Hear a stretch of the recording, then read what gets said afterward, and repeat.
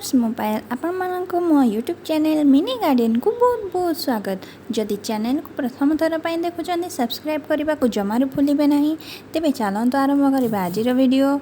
एठारे देखंतु ए गछटी हेउची एक हाइब्रिड मंदार गछ। आपण माने ए गछटी को देखिक जानीपारे जे ए गछटीर अवस्था एवं बहुत खराब।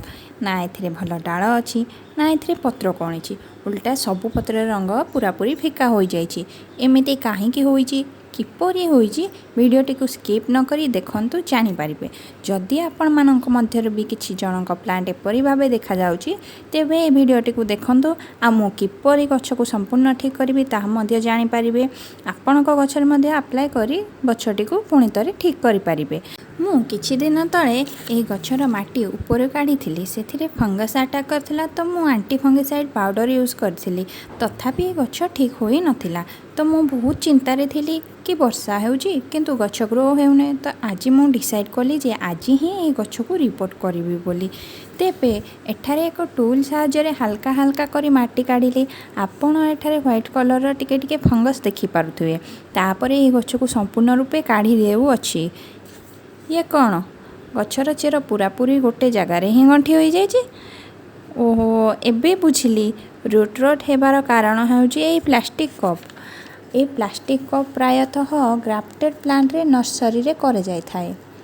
परे नर्सरी वाला ए कप को काढ़ी देई थांती, किंतु किछि किछि नर्सरी रे जानी शुणी करी ए कप को काढ़ी न थांती एवं जे नुआ बिगिनर थांती तांकु मध्य कहि थांती ए कप को न काढ़ी डायरेक्ट पॉट रे लगेबाकू।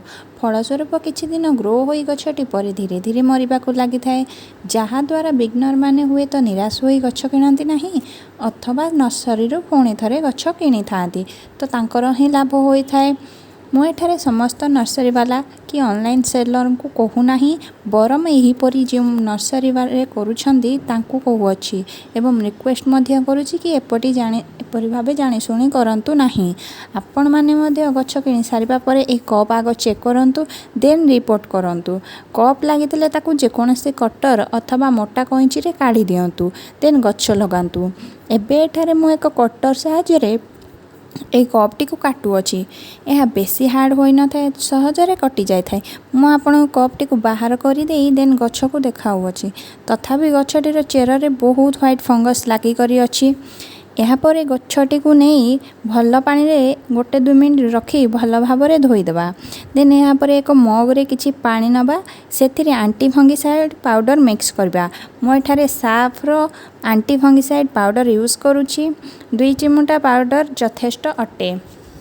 देन गछटी को सेथिरे बुड़ाई देबा, तापरे गोटे 2 घंटा पई ताकू छाड़ी देबा, जहा द्वारा कि फंगस एथिरे सब मरी जिवे। यहाँ पर आमे पोटिंग मिक्स रेडी करिबा। पोटिंग मिक्स रे मु 50% गार्डन सॉइल 40% कंपोस्ट 2-3 वर्ष पुराना मु एठारे गोबर खत और सुखिला पत्रर कंपोस्ट नहीं अच्छी। आपण चाहिए जेकोसी कंपोस्ट नहीं पारिबे एवं 20% बाली नहीं और एथिरे मु 1 मुठी निम पिड़िया ऐड करी। तापरे सब गुड़ी को भल भाव में मिक्स करदेवी। मु एठारे एंटी फंगिसाइड पाउडर यूज करिनी, आपण चाहिए 1 छोट चामच ऐड करि पारिबे। जेहेतु मु एथिरे एंटी फंगिसाइड पाउडर पानी देबी तो मु एठारे पाउडर यूज करिनी। तापरे मु एठारे 8 इंचर बाल्टी नहीं, टिकी बाल्टी अटे। मो यहाँ को गछर साइज अनुसार ही नहीं। तापरे एथिरे एक होल करिकी एक माटी दीप द्वारा कभर करनेबी, जहाँ द्वारा वर्षा दिनर एक्स्ट्रा पानी सब ड्रेनेज हो जिवो। देन एथिरे सब पोटिंग मिक्स ऐड करबा बाल्टीर अधा हेबा जाके। तापरे गछटी को पॉट रे रखी पोटिंग मिक्स रे भलसे दे देबा एवं पॉट रो ऊपर भागरु गोटे 2 इंच छाड़ी की माटी भर्ती करबा। देन मु एठारे एंटी फंगिसाइड पाउडर रो पानी देउछि। परे यार अपडेट निश्चित भाव में देवी। जदि वीडियोटी भल लगी ताले लाइक एंड शेयर करने को जमार भूलिबे नहीं। धन्यवाद।